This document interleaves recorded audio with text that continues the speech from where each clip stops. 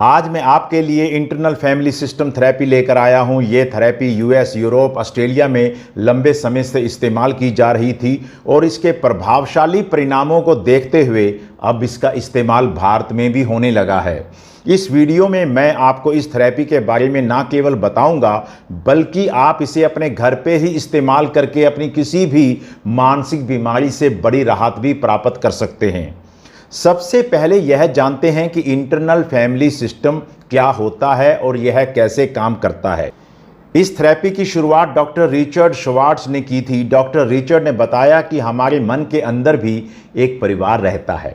इसके कुल 4 सदस्य हैं। इस परिवार का पहला सदस्य है सेल्फ। यह घर का सबसे समझदार, धैर्यवान और सबसे उम्र में बड़ा एक ऐसा सदस्य है जो पूरे घर को शांत रहने के लिए, धैर्य में रहने के लिए अक्सर समझाता रहता है। समझ सकते हैं कि यह घर का मुखिया है। घर का दूसरा सदस्य मैनेजर है। इसका काम वही है जो किसी कंपनी के मैनेजर का होता है, सबका ध्यान रखना, सब कुछ संभालना। और अगर किसी सदस्य पर किसी प्रकार की कोई मुसीबत आने लगती है तो वह पहले से ही उस पर कार्य करने लग जाता है। यह भविष्य के खतरों को देखकर कुछ ऐसे काम भी कई बार कर देता है जिससे कई बार मानसिक रोग भी शुरू हो जाते हैं, क्योंकि यह खतरों का गलत आंकलन भी कर लेता है।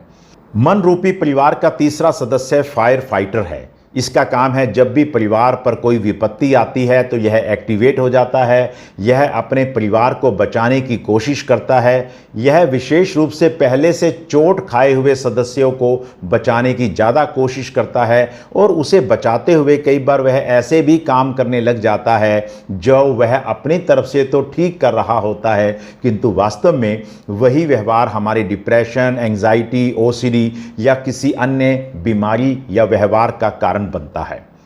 तीसरा सदस्य एक्साइल है, जिसके पास बचपन के बहुत सारे बुरे अनुभव है। बहुत चोट खाया हुआ सदस्य है, अपने ज़िंदगी में बहुत कुछ बुरा फेस कर चुका है। इसलिए हमारे मन का यह सदस्य चुपचाप रहता है ताकि उसे पहले जैसी चोट दोबारा से ना लग सके। दरअसल यह सदस्य आपके बुरे अनुभवों को रिप्रेजेंट करता है। अब बात करते हैं कि इंटरनल फैमिली सिस्टम एंजाइटी को कैसे दूर भगाने में सहायक सिद्ध होती है। क्या आपको लगता है कि आपका दिमाग हमेशा कुछ ना कुछ बुरा होने की चेतावनी देता रहता है? आपके मन का एक हिस्सा आपको लगातार डराता है कि अगर ऐसा हुआ तो क्या होगा, अगर वैसा हुआ तो क्या होगा, और दूसरा हिस्सा कहता है बस शांत हो जाओ। एंजाइटी बुरी नहीं होती है, बस आपके मन में कुछ हिस्सों की कोशिश होती है कि वह आपको किसी अनदेखे खतरे से बचा सके।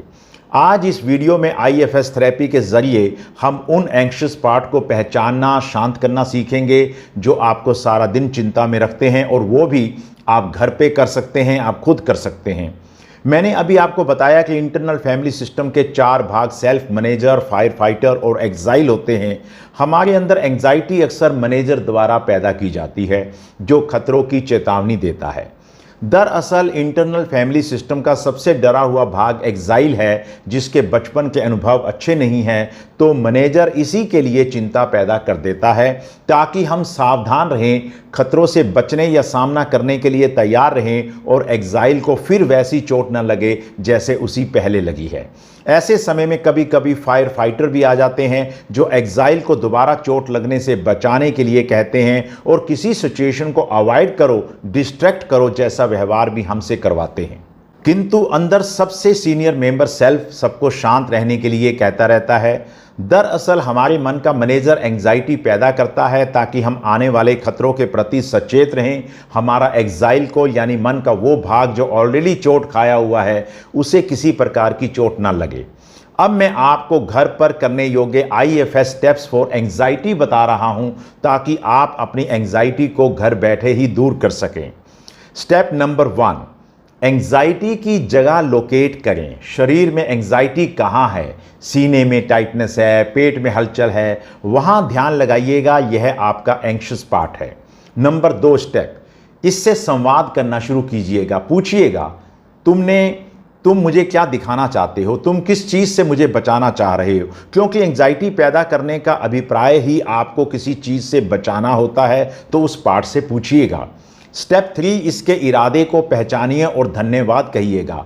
तुम मेरी रक्षा कर रहे हो, तुम्हारा बहुत बहुत धन्यवाद। यह एक्नॉलेजमेंट उस पार्ट को शांत करने लगेगी, क्योंकि आपके मन के कुछ पार्ट्स एंग्जाइटी आपको बचाने के लिए पैदा कर रहे होते हैं, इसलिए आपने उनका धन्यवाद करना है कि आपका बहुत बहुत धन्यवाद। स्टेप 4, अब आपने सेल्फ से कनेक्शन बनाना है, काम कूरियस केयरिंग बनना है, सेल्फ मोड में रहना है और ध्यान लगाना है।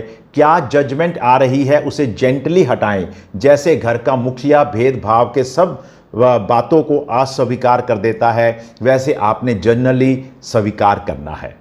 स्टेप नंबर 5, एग्जाइल पार्ट को महसूस करें। कई बार एंग्जाइटी किसी बचपन के रिजेक्शन से जुड़ी होती है। अगर कोई मेमोरी आए उसे दबाएं नहीं, प्रेम और धैर्य से उसके साथ रहें। एग्जाइल को एक छोटे बच्चे की तरह ही प्यार करें। उसे कहिए कि मैं तुम्हारे साथ हूं, तुम अकेले नहीं हो। रोज 10 मिनट शांत बैठकर ही अगर आप एंग्शियस पार्ट से बात करते हैं, धीरे धीरे पार्ट्स आपके अंदर विश्वास पैदा करेंगे। एंग्जाइटी शरीर और दिमाग की चेतावनी है, लेकिन वह आपका दुश्मन नहीं है। IFS से आप उसे दोस्त बना सकते हैं। कुछ ही दिनों में आप अंदर से शांत होने लगेंगे, बेकार की चिंता आप में खत्म होनी शुरू हो जाएगी।